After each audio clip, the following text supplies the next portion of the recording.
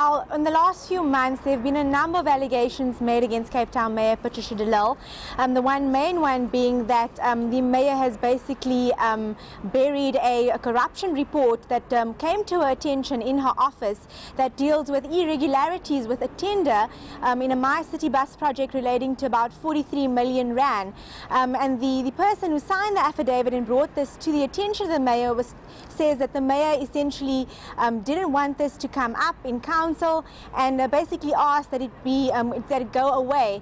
The other allegation then is that the mayor had done security upgrades to a house with taxpayers' money. However, the Auditor General did clear the mayor of any of these allegations, saying that there was nothing irregular there.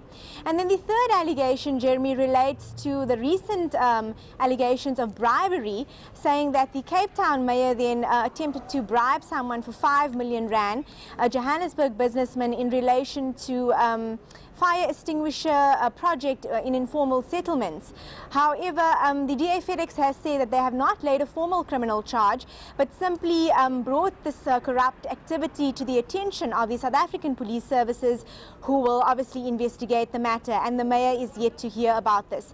So it is these allegations, Jeremy, which has put the mayor in the spotlight, and the mayor is someone who's become synonymous with the fight against corruption, given her involvement as a whistleblower in the arms deal.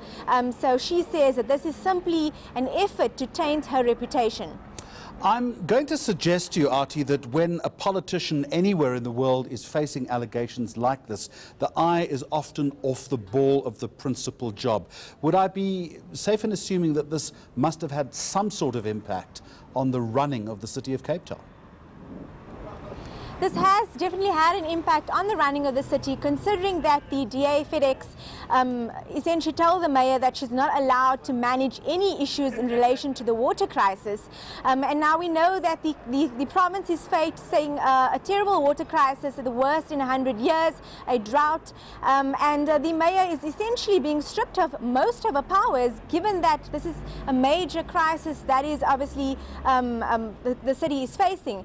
And the other issue then is that the mayor, by a narrow margin of 1 vote, survived a motion of no confidence in council, and many of the DA caucus members then voting to have her removed from office. So the mayor is operating without the support of most of her council and caucus members, and that's also because the EFF and the ANC voted in favor of her staying in office.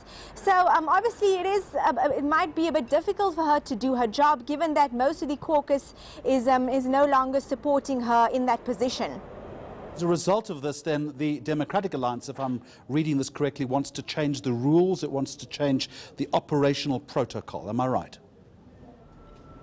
So today, if things had gone well, the disciplinary process against Cape Town Mayor was set to commence today, but this has been postponed to 2 weeks because the mayor wants more information. She wants affidavits from the councillors who've obviously made certain allegations against her, and she wants more information.